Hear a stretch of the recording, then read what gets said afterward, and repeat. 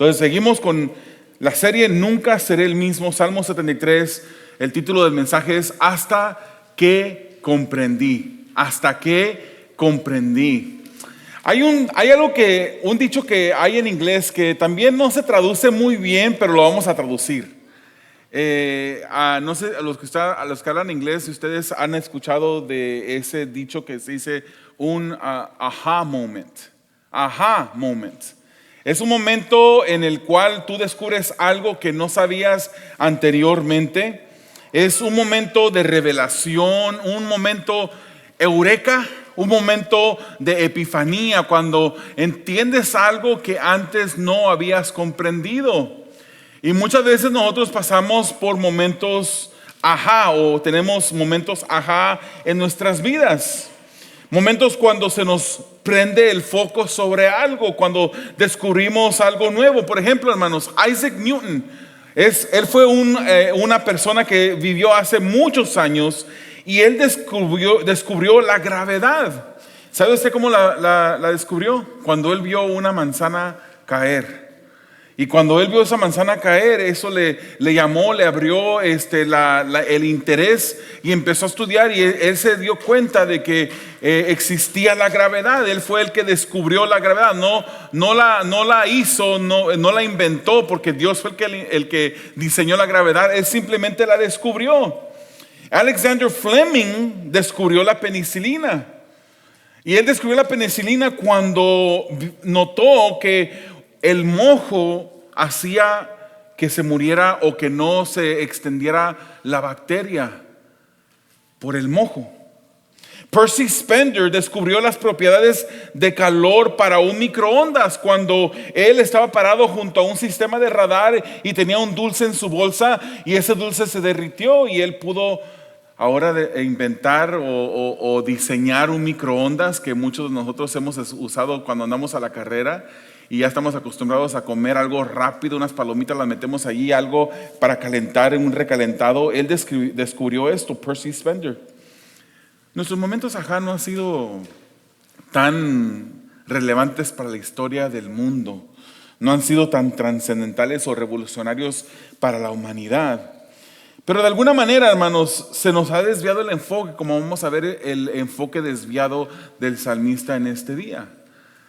¿Cuántos de nosotros nos hemos desviado de nuestro enfoque? La palabra del Señor nos invita a que pongamos nuestros ojos ¿en quién? En Cristo, en Jesús, el autor y consumador de nuestra fe, dice la Biblia. Pues este salmo de Asaf, hermano, es atribuido a Asaf y escrito al pueblo de Israel. Nosotros los que tenemos fe también somos por extensión el pueblo de Israel, el pueblo descendientes de Abraham. Entonces este salmo también aplica para nosotros. Veamos para comenzar cómo comienza el salmo y cómo termina, porque yo le voy a decir una cosa. Antes del salmista escribir esto, él no comenzó escribiendo esto con este sentimiento en su corazón. Él se había desviado, se había desenfocado, había quitado la vista de la meta. Y dice el versículo 1 y el versículo 28, léalo conmigo. Dice, en verdad, cuán bueno es Dios con Israel. ¿Cuántos dicen amén? Cuán bueno es Dios con Israel. Con los de corazón puro. ¿Cuántos dicen amén? Para mí, dice el 28, para mí el bien es estar cerca de Dios. Amén. He hecho del Señor soberano mi refugio para contar todas sus obras. Este es un salmo, hermanos, de sabiduría, un salmo con elementos de lamento, de súplica y también de gratitud. Es una declaración del salmista al comienzo y al final, que es un comienzo y un final maravilloso. Todos nosotros podemos decir Dios es bueno. Sabemos que Dios es bueno. Pero ¿verdad que hay veces que no tenemos ganas de decir que Dios es bueno? Hay momentos que nos sentimos deprimidos, hay momentos que estamos esperando una respuesta y que no llega y sentimos, ¿y ahora qué pasó? ¿Dónde está Dios? Comienza el salmista diciendo ciertamente, o sea, en verdad, ciertamente, seguramente Dios es bueno. Y al final él también dice, Dios es mi bien, Dios es mi refugio. Ese fue el comienzo del salmo, el final del salmo, pero hay una situación completamente diferente en medio del comienzo y el final. El autor expresa un conocimiento de confianza en Dios. Esto refleja el estado en que los cristianos vivimos siempre, ¿verdad que sí, hermanos? ¿Cuántos dicen amén? Los que dijeron amén, a lo mejor no he captado su atención todavía, porque por ahí vi a una hermana que volteó a decir, no voy a decir amén a eso. Dije, el autor expresa un conocimiento de confianza en Dios. Y dije, esto refleja el estado en que los cristianos vivimos siempre. No siempre vivimos con esa confianza en Dios. A veces se nos olvida, a veces nos descuidamos. Para que el salmista llegara a este conocimiento, hermanos, tuvo que pasar diferentes cosas. Es igual, hermanos, usted ha conocido un Dios que le suple sus necesidades. ¿Y cuándo fue que comprobó usted eso más que nunca? ¿No ha comprobado usted eso cuando le han dado aumento en el trabajo? Aunque es una prueba de que Dios suple sus necesidades.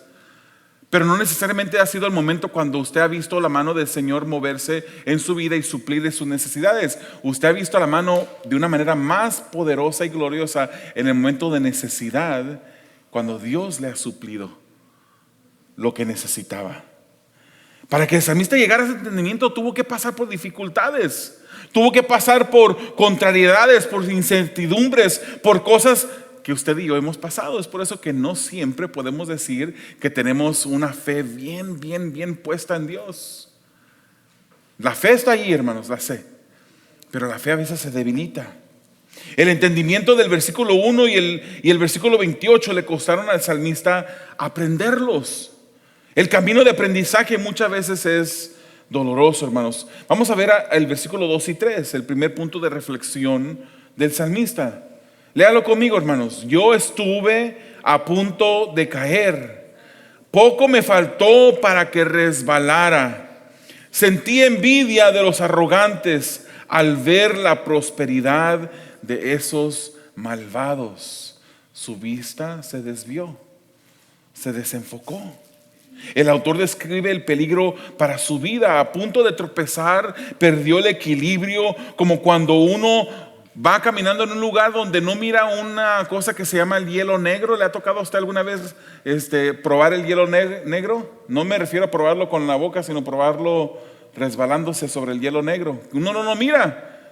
Es un hielo que parece que fuera suelo simple y uno va caminando por ese hielo encima y obviamente uno se resbala. Así era la situación que estaba pasando este salmista.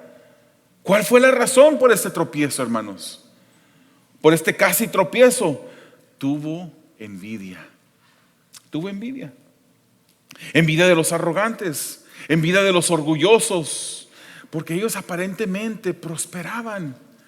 Y cuando se miraba a su propia vida, no miraba la misma prosperidad que había en esos orgullosos, en esos arrogantes. Estaban prosperando, les iba mejor, aún estando en su maldad. Y el salmista se pone a meditar y dice, ¿qué está pasando?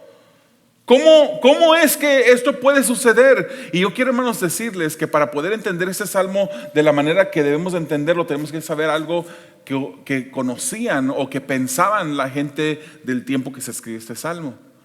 Para ellos, en ese tiempo ellos creían que cuando una persona pasaba por dificultad, era porque Dios les había causado esa dificultad por causa de su pecado. Y cuando prosperaban las personas, miraban el favor de Dios sobre ellos. Por ejemplo, cuando una mujer no podía tener hijos, era estéril, se le llamaba que era afrentada por Dios, que era algo que Dios había hecho en su vida y pedían perdón y buscaban y clamaban. Ahí está un ejemplo de Ana. En 1 Samuel capítulo 1 vemos a esta mujer que era estéril y ella suplica de una manera tan profunda que hasta el sacerdote Leví que estaba allí pensó que estaba borracha ella. Pero ella estaba suplicando delante de Dios, quería que Dios quitara la afrenta que había en su vida. Ellos pensaban que cuando una persona les iba bien, eso era una bendición divina. Y cuando los fracasos y vicisitudes llegaban a la vida de una persona, eso era un juicio de parte del Señor. El entendimiento, hermano, del autor fue oscurecido. ¿Por qué? ¿Qué fue lo que tuvo? ¿Qué dijo? Por ahí alguien lo dijo. Envidia. ¿Y qué es la envidia, hermanos? La envidia es pecado. Cualquier tipo de pecado puede oscurecer nuestro entendimiento. No solamente la envidia es pecado. Hay muchos diferentes tipos de pecado. Y el pecado, hermanos, ¿qué es lo que hace con nuestra relación con Dios? La debilita, la apaga.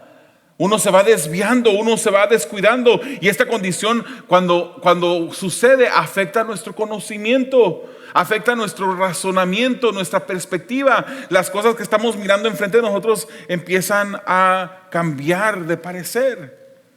Hermanos, usted puede estar bien cerca de Dios y pasar por la misma situación que pasó el año pasado, y hoy la mira diferente que el año pasado, porque el año pasado no estaba muy cerca de Dios, andaba descuidado. Si somos honestos, creo que todos hemos pasado por momentos de descuido. Todos. Han habido momentos en los que no tiene ganas de orar. Y no solamente no tiene ganas de orar, sino que lleva días, semanas sin orar. En que la Biblia que usted carga la deja en el carro porque solamente la utiliza cuando se baja del carro, cuando está en purpose. Ya no necesita esa Biblia durante la semana. Han habido momentos de dificultad, y esos momentos de dificultad perjudican nuestro conocimiento, nuestro razonamiento y nuestra perspectiva.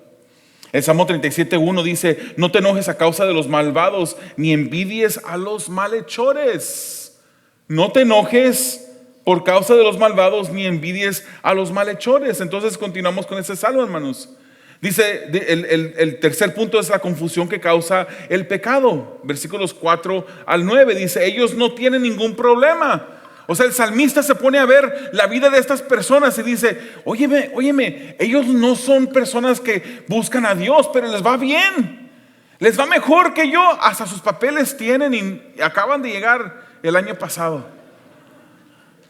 Tienen una camioneta nueva. Cuando yo ando aquí con mi carro, que a veces hace unos tronidos en la carretera cuando le apachurro al acelerador.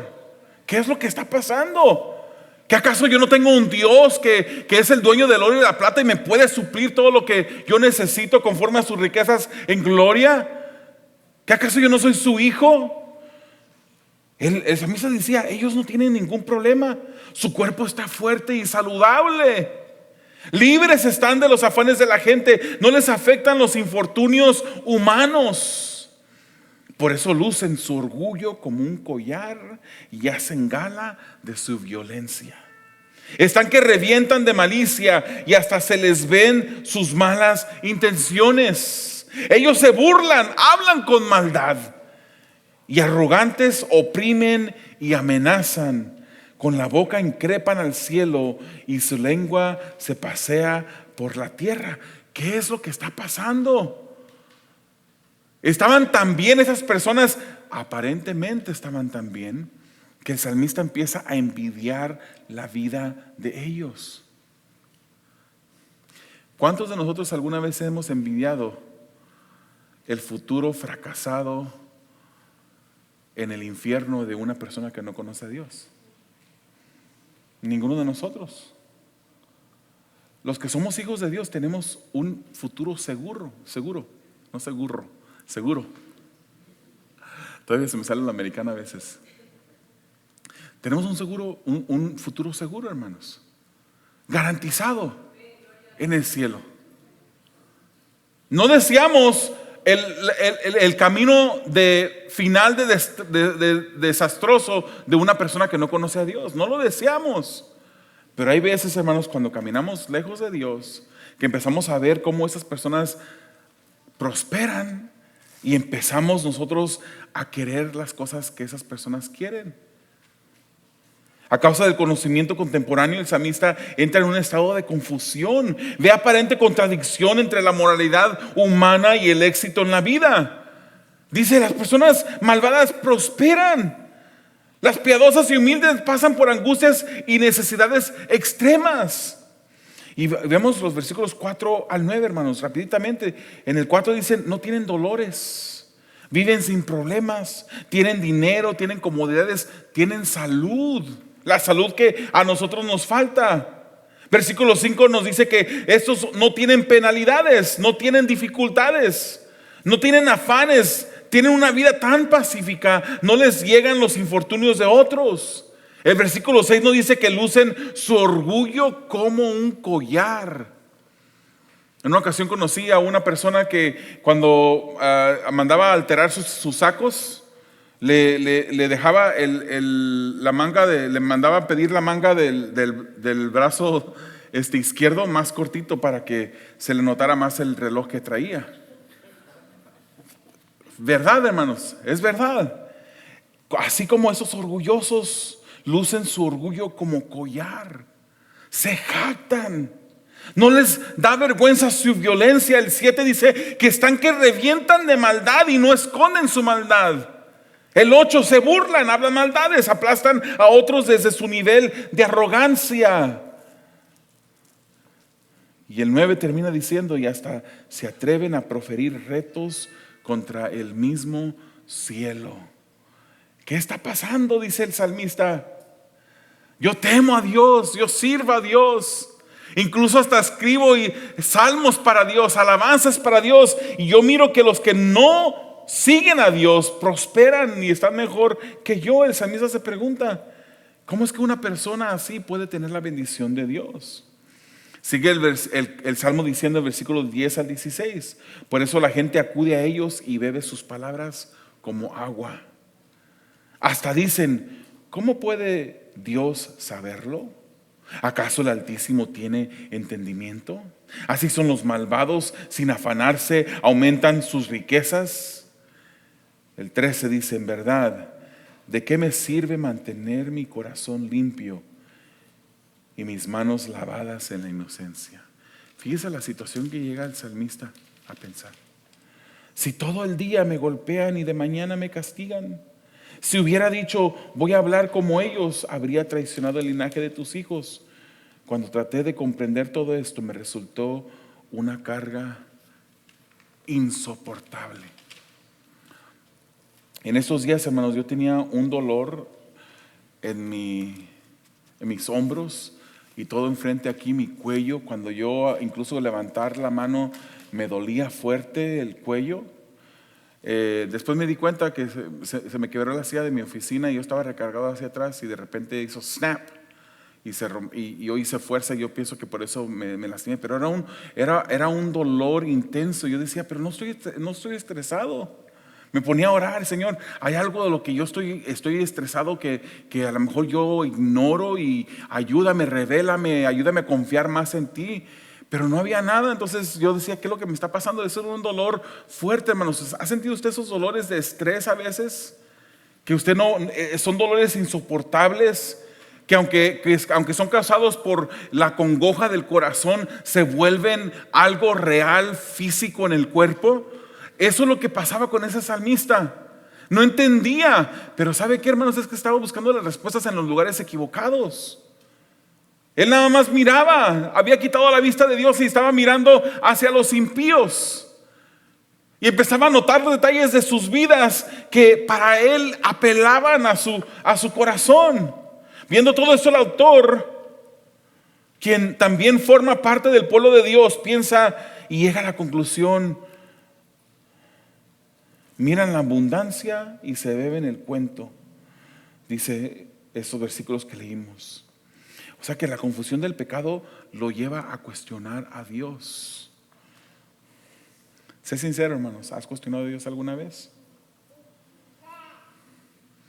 ¿Le has preguntado por qué es que permite las cosas que permitió en el pasado? ¿O posiblemente las cosas que está permitiendo en este momento? ¿Sabrá Dios lo que sufres? ¿Estará ignorando tu sufrimiento o ignoró tu sufrimiento sufrimiento que te iba a causar esa pérdida de ese ser amado? ¿Sabrá Dios cómo te esfuerzas para servirle y aún así permite que pasen estas cosas en tu vida? ¿Será que nuestro esfuerzo es en vano, hermanos? ¿Será que en vano le servimos a Dios? ¿Nunca ha venido el enemigo a susurrarte eso en el oído? ¿Para qué le sirves? ¿Para qué te esfuerzas tanto? ¿Para qué le buscas tanto a un Dios que ni siquiera te contesta? Esa es obra del enemigo. El que te dice, mejor vive de otra manera más fácil. Renuncia al cristianismo. Renuncia a Dios. Ya no sigas, ni vayas a la iglesia. ¿Para qué? Las cosas se empeoran nada más, cada vez más y más. Cuestiona el servir a Dios. Dice, ciertamente, en verdad, no es, pero su descuido, el haber quitado su vista de su hacedor, resulta en ese sentimiento de enojo por haber guardado puro su corazón. Imagínense nada más hasta qué lugar llega ese salmista. Yo he guardado el corazón puro delante de Dios. ¿Para qué? ¿De qué me sirve mantenerme inocente delante de Dios? Solo consigo problemas. Cada mañana comienza mi día en dolor. Estos son pensamientos serios de dejar a Dios, de ignorar a Dios, de volverse atrás. Y el versículo 16, él sigue con la confusión. El salmista no puede entender. Hermanos, en veces nuestro caminar lejos de Dios empieza a oscurecer nuestro entendimiento. A veces empezamos a sentir más estrés en nuestras vidas porque no estamos caminando con Dios como Él quiere que caminemos con Él. Cuestionamos la veracidad de la bondad y la justicia de Dios. Oseas 7:2 dice, hermanos, no consideran en sus corazones que yo recuerdo todas sus maldades. Dios es un Dios que no olvida la maldad del malo, del incrédulo. Y dice, sus malas acciones los tienen cercados, siempre los tengo presentes. Cuando nosotros le servimos a Dios, le servimos para que Él nos dé. Le damos a Dios para que Él nos regrese más. Le servimos a Dios para que Él nos colme de bendiciones. No. Somos sus hijos, ¿no? Y todo lo del Padre, Él nos provee lo necesario para nuestras vidas. ¿Cuántos lo creen, hermanos? Que Dios, como nuestro Padre Celestial, nos provee todas nuestras necesidades. Así como Él tiene conocimiento de tus necesidades, Él tiene conocimiento de la maldad de los incrédulos. ¿Se equivoca Dios? Claro que no. Él sabe exactamente cómo dirigir nuestras vidas, hermanos. No nos desanimemos ni pensemos volver atrás. Yo no sé si habrá alguna persona aquí que ha estado a punto de hacer eso, mirando la prosperidad de otras personas. Lucas 9:62 dice, Jesús respondió, nadie que mire atrás después de poner la mano en el arado es apto para el reino de Dios. ¿Por qué? ¿Podrás tú despreciar la sangre y el sacrificio de Jesucristo?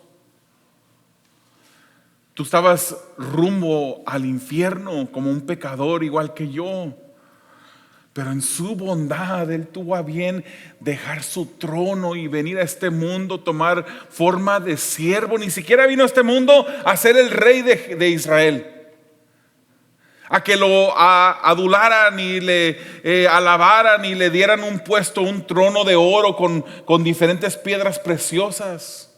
Él vino a este mundo, dejó su trono en el cielo y vino a sufrir incluso, tomando forma de siervo, hermanos. Él se humilló por ti, Él lavó los pies a sus discípulos, Él llegó hasta la cruz y derramó toda su sangre por amor a nosotros. ¿Quién osa? ¿Quién se atreve a decir, Señor, tú no me amas? Con todo eso que el Señor hizo, aún así cuando nos descuidamos y quitamos nuestra vista del Maestro, empezamos a pensar en volver atrás. Podrás tratar de razonar. Podrás decir, ¿para qué oro? ¿Para qué sigo a Dios? Pero detente. Miremos lo que pasó con el salmista, el momento ajá del salmista. Versículo 17 al 20.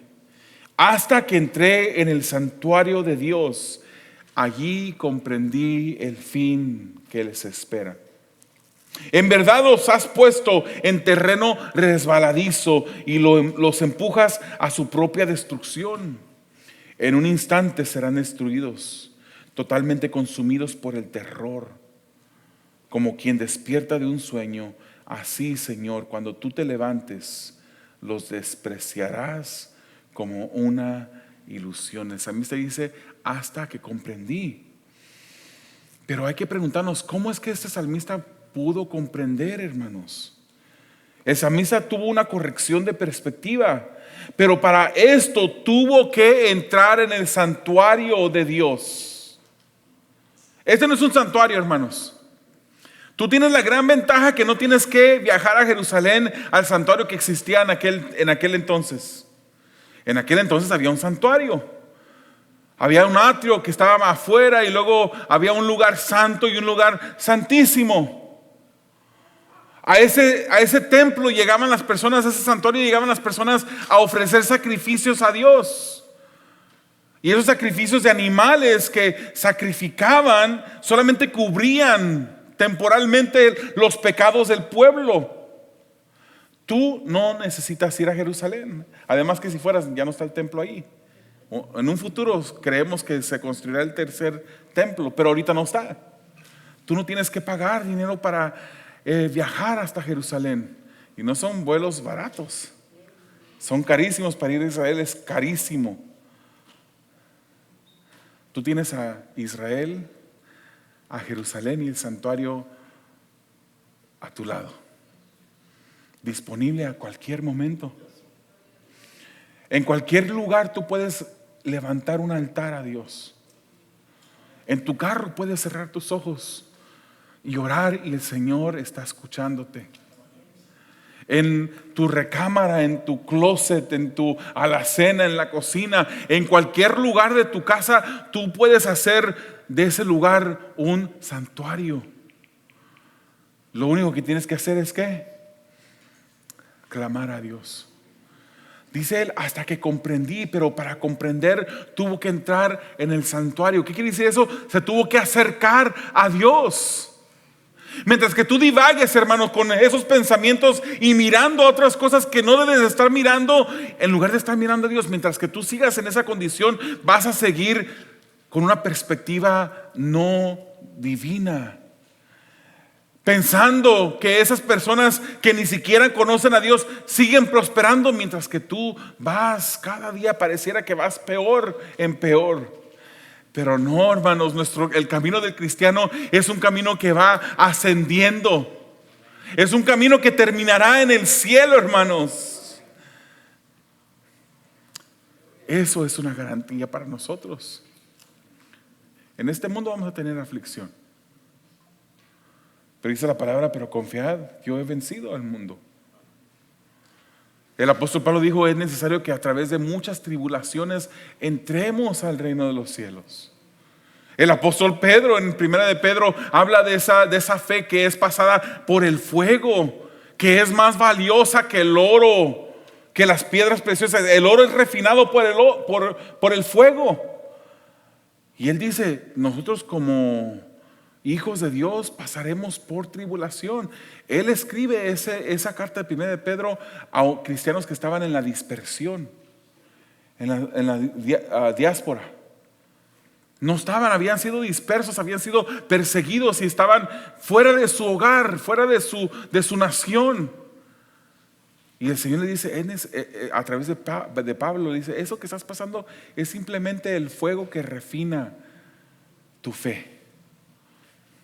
Es por eso que las escrituras nos dicen también que todas las cosas obran para bien para aquellos que aman a Dios, aquellos que son llamados conforme al propósito. Esa situación difícil que estás pasando ahorita, es con el propósito que Dios tiene para hacer algo glorioso en tu vida. Y si tú dices, yo no estoy pasando por una situación difícil ahorita, qué bueno, te felicito. Pero con la felicitación también te voy a dar una advertencia. Espérate, que vas a pasar. La situación difícil llegará. Mantengamos nuestros ojos puestos en Jesucristo. En este momento, hermanos, que puede ver que su destino es diferente al del impío, que la aparente vida sin problemas que los impíos tenían, vida llena de salud, vida llena de comodidades, en verdad no es vida, sino un final horrible. Es más, aparenta tener vida el incrédulo, pero está muerto, hermanos. Efesios es claro, el Señor nos sacó de la muerte, nos dio vida cuando estábamos muertos en nuestros delitos y pecados. Él nos dio vida, hizo un cambio completo en nosotros. Nos hizo renacer de nuevo, renacer. En verdad, hermanos, la vida de los incrédulos no es vida, es una vida resbaladiza, de un deslizadero, precipicios de ruina, destrucción total, terrores. Un estado temporal que produce un final desastroso. Ahora es que el autor entiende, él tiene ese momento, ajá. Pero ¿has tenido tú ese momento, ajá, en tu vida? Si se nos da la opción de la vida de ellos, ¿la preferimos? ¿Preferimos las cuentas de banco que tienen muchos incrédulos? ¿Los carros, las posesiones que tienen incrédulos? ¿Cuánto vale Jesús para ti? ¿Por cuánto venderías y traicionarías a Jesús? El libro de Marcos nos dice que el que traicionó a Jesús anduvo con Jesús, vivió con Jesús. Judas Iscariote, hermanos, era una persona que había escuchado las enseñanzas de Jesús, las enseñanzas públicas que él daba a las multitudes, como las enseñanzas privadas cuando Jesús se apartaba con sus discípulos a enseñarles. Qué privilegio tan grande de un hombre andar con Jesús.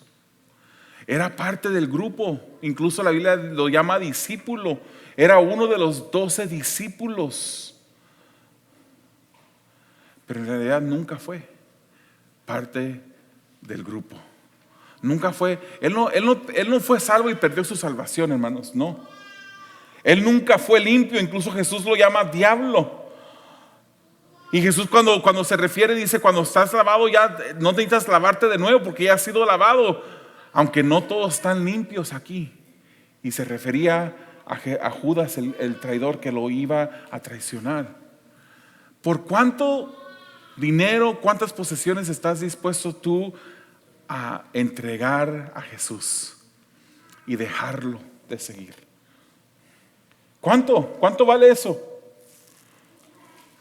Samuel Pagán, hermanos, es un profesor y pastor que dice: la verdadera prueba del bienestar humano y de la dicha en la vida no está en la ostentación del poder ni el disfrute de las riquezas, sino en la relación con Dios. ¿Lo crees tú? ¿Podrías estar contento en un momento cuando no tienes más que frijolitos en tu casa y ni una tortilla ni sal para salar los frijoles y solamente una cuchara para comerte los frijoles que Dios te da? Pero tienes a Cristo. ¿Pudieras estar contento en el momento cuando injustamente tu privacidad o tu libertad, eres privado de tu libertad? ¿Podrías seguir confiando en Dios? Estaba hablando con un hermano en Cristo hace 2 días. Él ha sido privado de su libertad. Y él lo miro gozoso, hermano. Lo miro aún confiando en Dios. Lo miro corriendo, aunque está encerrado en esas paredes, lo miro corriendo porque la verdadera libertad no la da las cosas físicas y las situaciones de la vida, sino la verdadera libertad la da el Señor Jesús.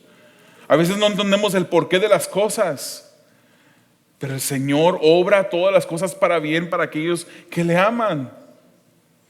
A veces no podemos entender la situación, hermanos, no podemos ver a Dios.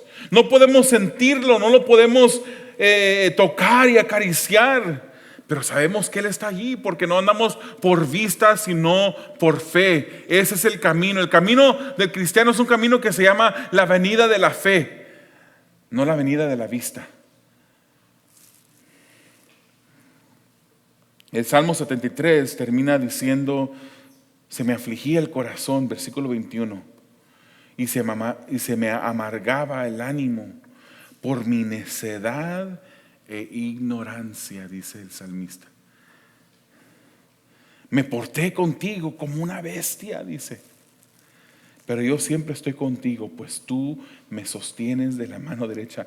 Él dice: yo siempre estoy contigo, aunque pasé por esa situación difícil, siempre me mantuve contigo, no porque yo hice lo correcto, sino porque tu mano siempre me sostuvo. La mano del Señor nos sostiene, hermanos. La mano del Señor está contigo. No dudes. ¿Te falta esto? No dudes. ¿Te falta lo otro? No dudes. Su mano está contigo. Me guías con tu consejo, dice el 24, y más tarde me acogerás en gloria. ¿Estamos en amén? ¿Estamos con un destino para gloria? Amén. ¿A quién tengo en el cielo sino a ti?, dice el salmista. Si estoy contigo, ya nada quiero en la tierra, ni siquiera la vida de esos incrédulos y malos. Podrán desfallecer mi cuerpo y mi corazón, pero Dios es la roca de mi corazón. Él es la herencia, Él es mi herencia eterna. ¿Cómo puedo llegar a este punto, hermanos? Entrando al santuario de Dios. Mientras que estaba alejado del santuario, o sea, de la presencia de Dios, el santuario significa presencia de Dios. Mientras que caminaba fuera y lejos de la presencia de Dios, su perspectiva estaba equivocada y deseaba el mal, la vida de los malos. Pero cuando él entró en el santuario, él se dio cuenta que él es el que en realidad tenía vida y ellos no. Y le alaba a Dios. Dice: solo te tengo a ti, tú eres mi deseo mayor. Aunque yo desfallezca, tú me sostendrás. Ahora el autor tiene entendimiento pleno, hermanos. Cuando te acercas a Dios, comienzas a ver a Dios como Él es. Versículo 27: perecerán los que se alejan de ti. Tú destruyes a los que te son infieles. Para mí el bien es estar cerca de Dios. He hecho del Señor soberano mi refugio para contar todas sus obras. Entonces, hermano, yo quiero terminar en esta mañana animándote a que hagas de Dios tu refugio. ¿Y cómo lo haces tu refugio? Este lugar, hermanos, aquí, aunque la Biblia nos dice no dejemos de congregarnos, te invito a que sigas viniendo los domingos. La Biblia dice: no dejemos de congregarnos como algunos tienen por costumbre. Sigamos viniendo. Pero este lugar, hermanos, no es nuestro refugio. Porque si este lugar nada más, estas paredes son tu refugio, entonces tienes refugio solamente 1 hora y media, una vez a la semana. Tu refugio es Dios. Y tu refugio, hermanos, está dispuesto y disponible. Y es más, tu refugio anda contigo en todo momento. No importa dónde estés, no importa la situación en la que estés pasando, Dios está contigo. Pero no vas a poderlo ver si andas lejos de Él. Entonces, ¿cómo puedes hacer de Él tu refugio y reconocerlo como tu refugio? Hermano, ahí va el disco rayado del pastor David. Ora todos los días. Lee la Biblia todos los días. Eso, hermanos, el pasar tiempo en oración es algo maravilloso que nos infunde de aliento, que expresa nuestra fe en Dios cuando cerramos nuestros ojos y sin nadie estar alrededor, saber que Dios nos está escuchando. Expresar nuestra fe en Él significa también esperar a su contestación. ¿No te contesta? Espera. Él sabe que tienes necesidad. Él sabe que ibas a tener la necesidad que tienes en este momento desde antes que tú nacieras. Él sabía que en este momento ibas a pasar por algo, una situación. Él sabe. Él conoce toda situación en tu vida. Refúgiate en Él. Entrégate a Él. Mantente en la presencia de Dios, orando, leyendo la Biblia todos los días. Verás cómo tu vida cambia. Te reto a que lo pruebes. Y si no resulta de esa manera para ti, regresa conmigo la semana que viene, en un mes, y dime: pastor, usted es un mentiroso. Te reto a que lo hagas, hermano. Dios es un Dios en el cual podemos confiar y al cual podemos orar, y Él está disponible, hermanos. Él nos dice que podemos entrar confiadamente delante de su trono. Confiadamente. Me gusta más como dice en inglés: we can come in boldly. Boldly. Delante del Señor. Porque Él es nuestro Padre. Nosotros somos sus hijos. Amado Dios, te damos gracias por tu palabra. Yo no sé quién de mis hermanos, Señor, en este momento están pasando por un momento débil de su vida espiritual, Señor. Yo no sé, Señor, la situación de cada uno de mis hermanos, pero tú sí la conoces. Yo no sé el futuro de cada uno de nosotros, Señor, pero tú sí la conoces. Yo te pido, Señor, que tú nos ayudes a mantener nuestra mirada puesta en ti. Que tú, Señor, nos ayudes a siempre confiar, Señor, y que la oración, una vida devocional en la oración y el estudio de tu palabra, Señor, nos dé crecimiento, nos dé confianza, nos ayude a verte más claramente cada día, Señor, a confiar en ti más claramente cada día, Señor, y más profundamente. Ayúdanos a honrarte. Te lo pedimos en el nombre de Jesús. Amén.